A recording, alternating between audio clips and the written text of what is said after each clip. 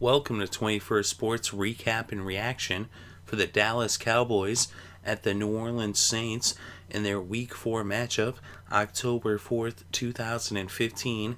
As these two teams went at it on Sunday Night Football, we're going to go over all the scores and the stats and give our breakdown and analysis. So let's get started in the first quarter with about 10 minutes left in the first.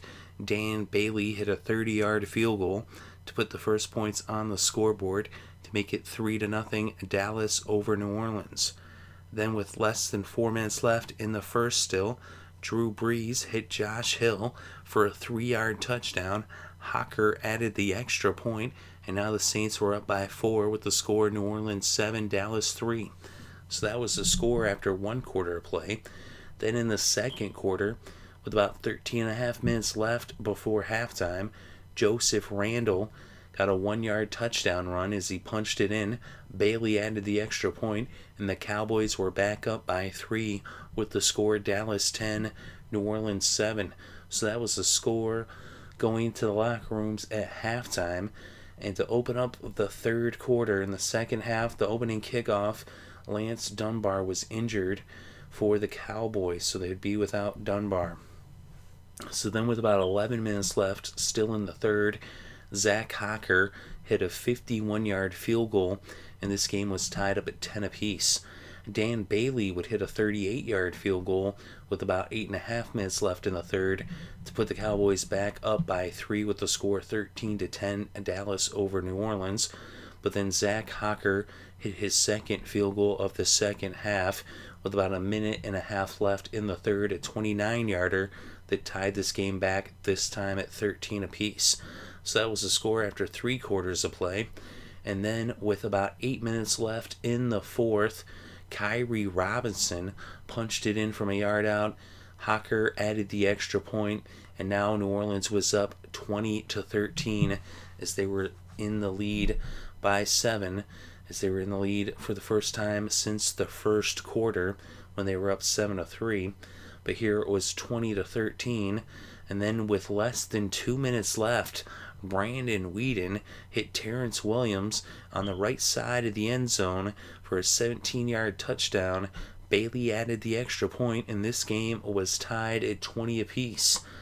So this game would end up going to overtime, and then in overtime, the second play, Drew Brees hit C.J. Spiller, and C.J. Spiller goes 80 yards for the touchdown, and this game was over after just 13 seconds. So they went to overtime, but they didn't take too much time in overtime as New Orleans wins this one 26-20 as they win for the first time in a long time in New Orleans. They had lost, I believe, 7 straight in New Orleans before winning this game against the Cowboys. And in this game, Drew Brees, who was, he's been banged up with a shoulder injury. There was some question as to whether he would play, but he was 33 for 41, 359 passing yards, and 2 touchdowns in this game. Mark Ingram, 17 carries for 77 yards. He also had 6 receptions for 51 yards, as he had 128 total yards in this game. C.J. Spiller was the leading receiver in this game with 5 receptions for 99 yards and a touchdown, that 80-yard touchdown. He also had 10 yards rushing off of 2 carries, which gave him 109 yards total in this game. Snead had 6 receptions for 89 yards.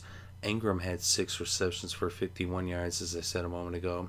And Coleman, 1 reception for 30 yards. And for the Cowboys, Brandon Weeden, 16 of 26, 246 yards and a touchdown. Dunbar was the leading rusher for the Cowboys with just 3 carries for 54 yards all in the first half before having left the game in that, after that kickoff to begin the second half. McFadden, 10 carries for 31 yards. Randall, just 11 carries for 26 yards, although he did have a touchdown. And Butler was their leading receiver with just 1 reception for 67 yards. Cole Beasley had 6 receptions for 62 yards. Jason Witten, 4 receptions for 57 yards. And Williams had 3 receptions for 49 yards, including a touchdown. Zach Hocker was 2 for 3 on the field goals, including a 51-yarder. He was also 2 for 2 on the extra points. Bailey was 2 for 2 on the field goals and 2 for 2 on the extra points. We look at the defense. Hitchens was the game's leading tackler with 8 tackles and a half sack for the Cowboys. Wilson also had a half sack. Lawrence had a sack. Crawford had a sack. And for New Orleans, Anthony was their leading tackler with 5 tackles. Browner had 5 tackles as well. Anthony had 1 sack. Kikaha had a sack. Davison had a sack. Then we look at the first downs, 27 for New Orleans, 21 for the Cowboys. And on third downs, New Orleans was 6 of 13, 46% conversion rate. Just 3 for 12 for the Cowboys, only 25% converted on third downs. Both teams went for it once on fourth down and converted that fourth down as they were each 100%. And total net yards, 438 for New Orleans, 335 for Dallas. Net rushing yards, 115 for the Cowboys, 103 for the Saints. Net passing yards, 335 for the Saints. Brees was sacked 3 times for a total of 24 yards lost. And for the Cowboys, they netted 220 through the air. Whedon was sacked 3 times for a total of 26 yards lost. Really, the penalties, 8 against the Saints. They lost 64 penalty yards, and 6 for the Cowboys, just 30 yards penalized. And in the red zone, both teams 2 for 4, 50% in the red zone. And in the time of possession, 30 minutes, 53 seconds for the Saints, 29 minutes, 20 seconds for the Cowboys. So it was a pretty even game, neck and neck, down to the wire. It took it to overtime. That huge play by Spiller. I actually thought in this game, from what I saw, Whedon was, missing a lot of targets.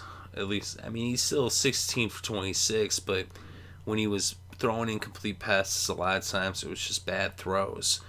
At least that's how I saw it. And of course, the Cowboys 2-2. They're still in it in the East, but they can't get Romo back quick enough. Also, they need Des Bryant as well. If they get Romo back, they'll be right back in the thick of things in the East.